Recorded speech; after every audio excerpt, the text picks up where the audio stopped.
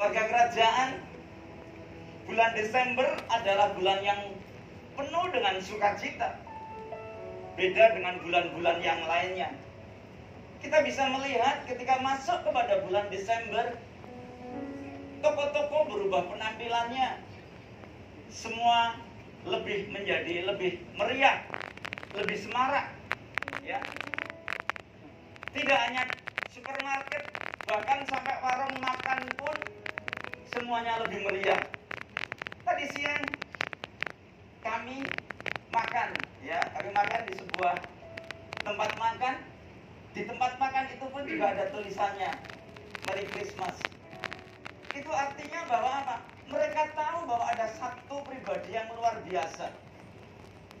Tuhan yang menjadi manusia, diam di antara kita, dan diperingati setiap tanggal 25 Desember.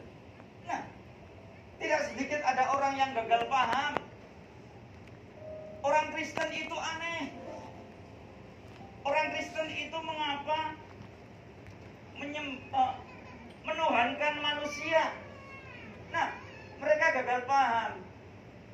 Kita nggak pernah menuhankan manusia, betul? Yesus Kristus adalah Tuhan yang menjadi manusia. Mengapa? Ya karena begitu besarnya kasih-Nya kepada kita. Mungkin ada orang berkata demikian. Kenapa kok harus menjadi manusia? Ya sebab memang supaya apa? Kita bisa mengerti apa yang disampaikan. Contohnya begini. Kalau kita mau bicara dengan semut, semut ngerti nggak bahasa kita? Nggak ngerti kan? Bagaimana supaya semut ngerti bahasa kita? Ya kita harus menjadi apa? Semut. Ada yang berkata demikian. Wah, Tuhan kok beranak? Itu kan pertanyaan yang lucu. Nggak ada bedanya dengan anak kunci. Pernahkah warga kerajaan tahu ada kunci beranak? Nggak ada. Ada sebutan anak kunci, betul ya? Bahkan ada sebutan anak tangga. Itu bukan berarti kunci beranak dan tangga beranak. Demikian pula sebutan bahwa Yesus Kristus adalah Putra Allah. Itu bukan berarti Tuhan beranak, bukan. Nah, saudara dan saya, ketika kita hidup melekat kepadanya, kita hidup sesuai dengan firman Tuhan. Nah, kita ini juga disebut putra-putra Allah. Berapa banyak putra Allah di tempat ini? Haleluya, berikan tepuk tangan yang haleluya. Nah, Bapak Ibu Saudara terkasih, Tuhan kita adalah Tuhan yang sangat setia. Tuhan pasti menggenapi janjinya dalam kehidupan kita. Kalau saat ini kita masih ada di dalam pergumulan, mungkin kita sudah bergumul, berdoa, puluhan hari, bulanan, bahkan tahunan, tetapi doa kita belum terjawab. Doa kita belum dijawab oleh Tuhan. Itu bukan berarti Tuhan tidak menepati janjinya. Tetapi karena Tuhan sedang menunggu kita supaya kita siap untuk menerima janjinya.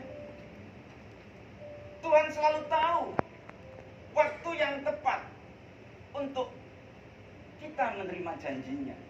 Supaya kita tetap fokus kepada Tuhan, bukan kepada apa yang kita minta.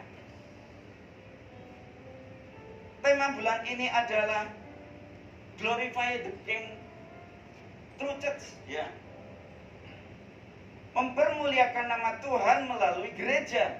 Diambil dari Roma 15 ayat 5 dan 6. Demikian firman Tuhan. Semoga Allah yang adalah sumber ketekunan dan penghiburan mengaruniakan kerukunan kepada kamu sesuai dengan kehendak Kristus Yesus, sehingga dengan satu hati dan satu suara kamu memuliakan Allah dan Bapa kita Yesus Kristus. Dikatakan di sini bahwa Tuhan kita adalah sumber ketekunan dan sumber penghiburan.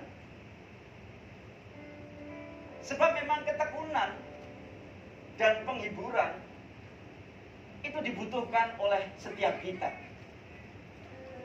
Dan hanya orang yang bergantung kepadanya yang bisa berlaku tekun dan terus bersuka cita. Penghiburan itu bicara tentang sukacita yang diberikan Tuhan kepada kita.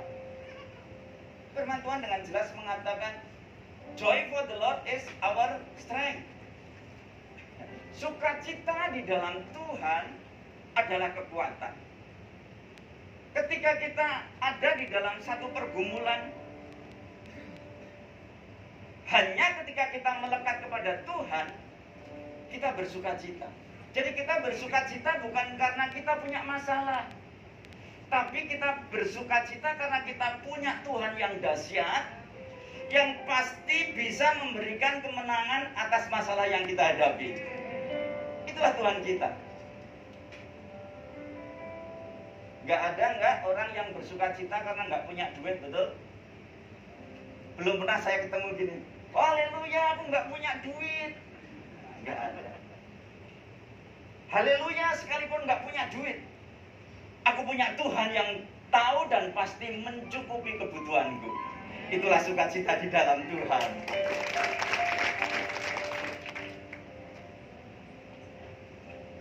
Hidup kita ini adalah kumpulan dari keputusan-keputusan yang kita ambil. Ya. Jadi kalau kita ada hari ini adalah keputusan yang kita ambil. Kalau warga kerajaan sore hari ini ada di tempat ini juga keputusan yang Bapak Ibu Saudara ambil. Saya mau ke gereja. Keputusan itulah yang membuat Bapak Ibu ada di tempat ini sekarang. Betul ya? Ya. Nah, Bapak Ibu saya terkasih, untuk kita bisa hidup berkenan kepada Tuhan, maka kita harus mempunyai gaya hidup yang mempermuliakan nama Tuhan. Glorify the King through the church ini bukan berarti mempermuliakan Tuhan melalui gedung gereja. Sebab church di sini bukan bicara tentang gedung gereja, tetapi tentang sekumpulan orang yang percaya kepada Kristus. Gereja itu bicara saudara dan saya. Bagaimana kehidupan kita mempermuliakan nama Tuhan. Efesus 5 ayat 15 sampai 17.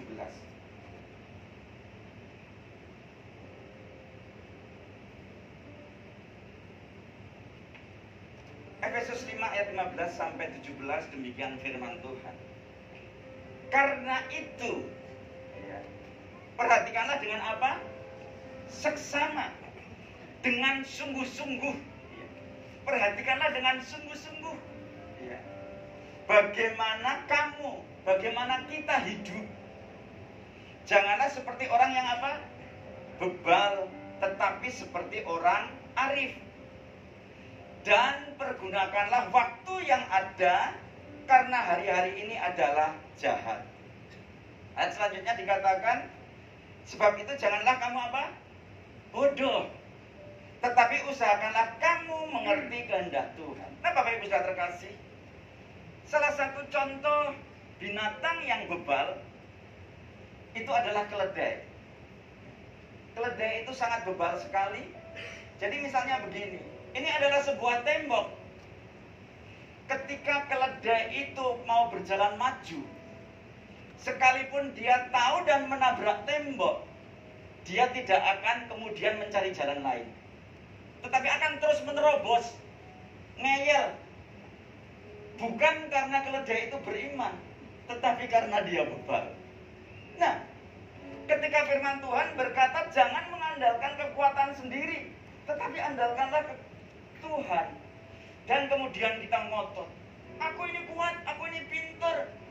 Kemudian terus kita mengandalkan kekuatan kita sendiri.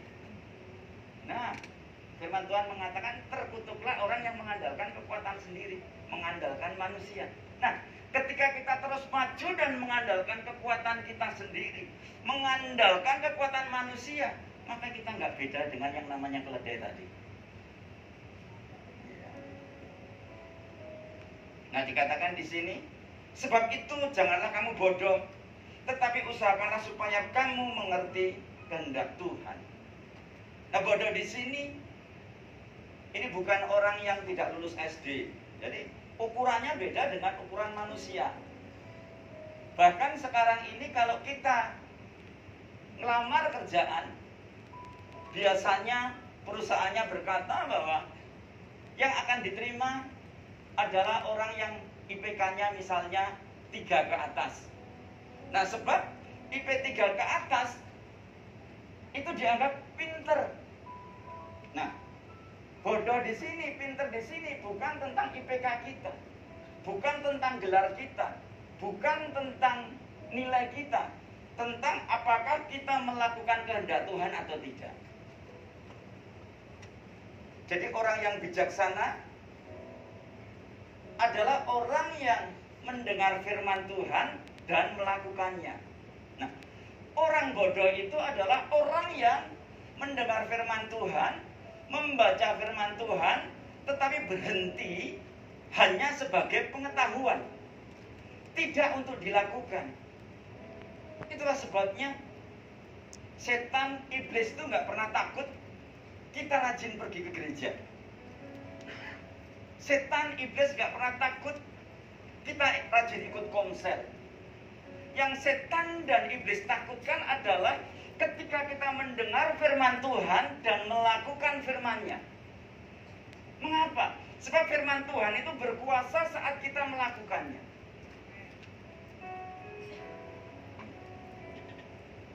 Ketika Musa akan membelah Laut Merah itu, laut terbelah itu setelah Musa mulai melakukan firman Tuhan dan melangkah, baru terbelah. Tidak nunggu terbelah dulu baru melangkah, melangkah dulu baru terbelah. Nah, dikatakan bahwa firman berkuasa saat kita melakukannya.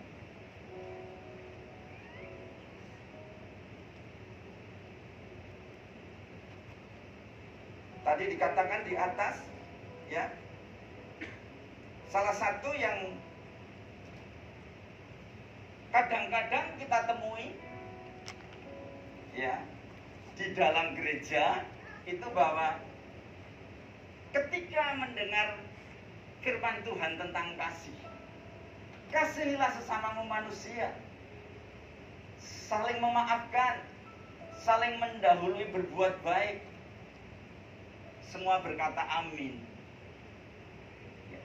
Tetapi keluar dari gedung gereja belum jauh, ya, baru sampai parkiran, kadang-kadang sudah terjadi yang namanya perseteruan. Karena mungkin mobilnya terhalang, nggak bisa keluar. Nah, tapi di sini pasti nggak ada, katakan nggak ada. Ya, ada yang ketawa mungkin pernah ya. Ya, yang penting kita bertobat, berbalik. Karena kita punya Tuhan yang kasihnya luar biasa. Setuju ya? Tuhan yang tangannya selalu terbuka untuk menunggu kita berbalik ketika kita berbuat salah. Ingat kisah tentang si bungsu? Nah, itu kan dia keluar dari bapaknya, kemudian dia mempunyai tindakan yang kedagingan, penuh dengan kedagingan, pesta pora. Tetapi lihat, bapaknya di rumah menunggu. Demikian pula Tuhan kita. Mungkin kemarin atau tadi, ya, kita melakukan hal-hal yang tidak berkenan kepada Tuhan. Yang perlu kita lakukan ketika kita mendengar firman pada sore hari ini, kita mengambil keputusan, Tuhan ampuni saya, dan ambil keputusan untuk berubah. Tuhan menyambut kita, ya, dengan tangan yang terbuka.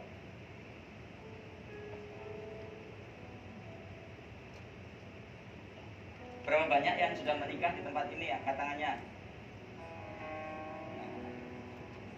Berapa banyak yang belum menikah tapi ingin menikah? Ya, sih. Akan terjadi padamu sesuai dengan keinginanmu dan imanmu. Ya. Jadi nggak usah malu-malu. Ya, menikah itu bukan memalukan, Bapak Ibu. Ingin menikah nggak memalukan, karena itu apa? Menggenapi rencana Tuhan dalam kehidupan kita. Setuju ya? Iya. Nah, saya ceritain ini yang belum menikah. Kalau yang sudah menikah pasti ingat. Nah, ketika diberkati dalam pernikahan kudus, itu pasti suami dan istri mengucapkan janji nikah.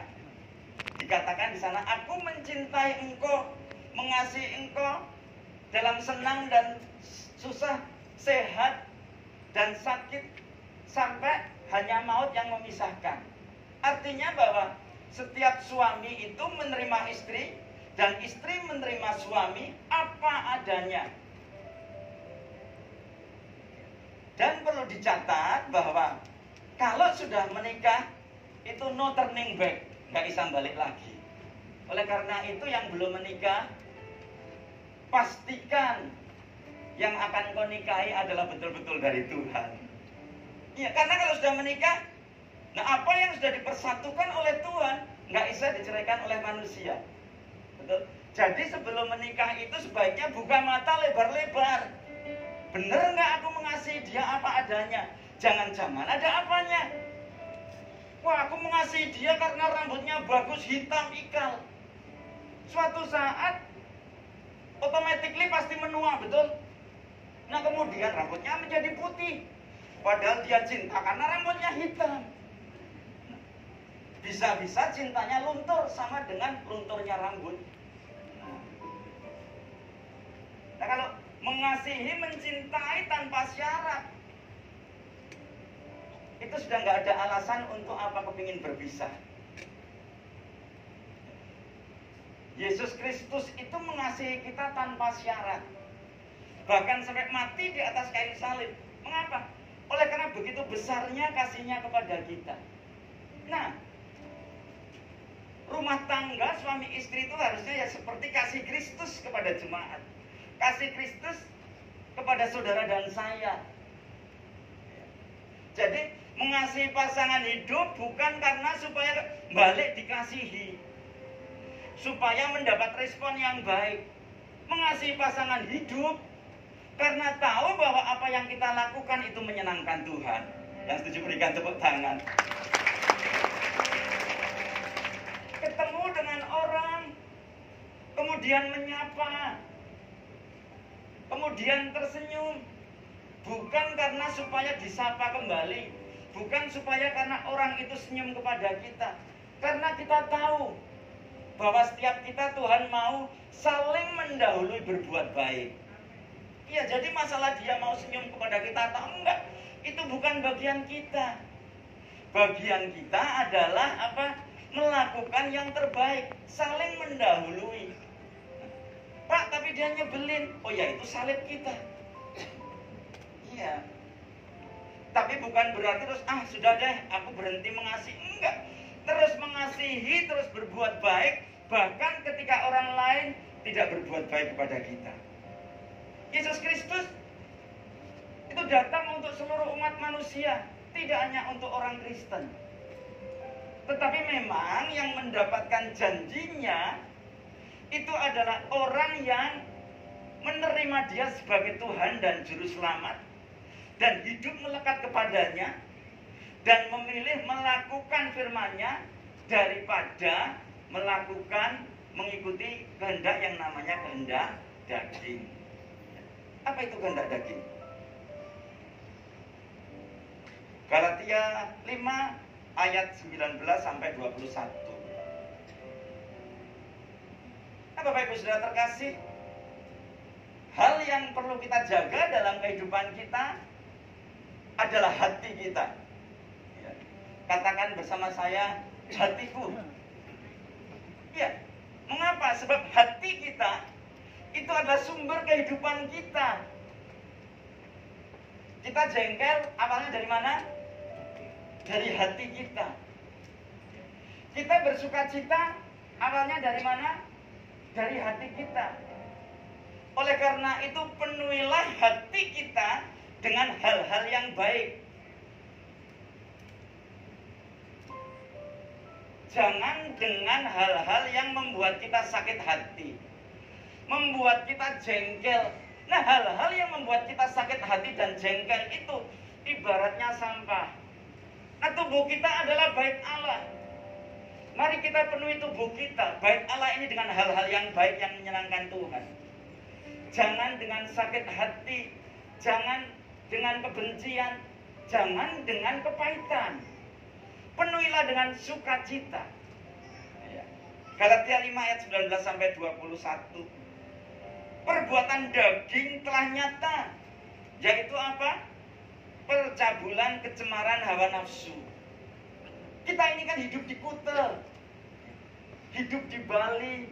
Kita harus hati-hati dengan hal ini. Mungkin di sekitar kita ada percabulan, ada kecemaran. Kita mengasihi mereka, itu bukan berarti kita harus hidup seperti mereka. Kita ini adalah garam dan terang dunia, betul? Kita harus berdampak baik, ya, tidak menjadi seperti mereka, tapi menjadi dampak yang baik. Oh, itu luar biasa. Itu anaknya Tuhan Yesus.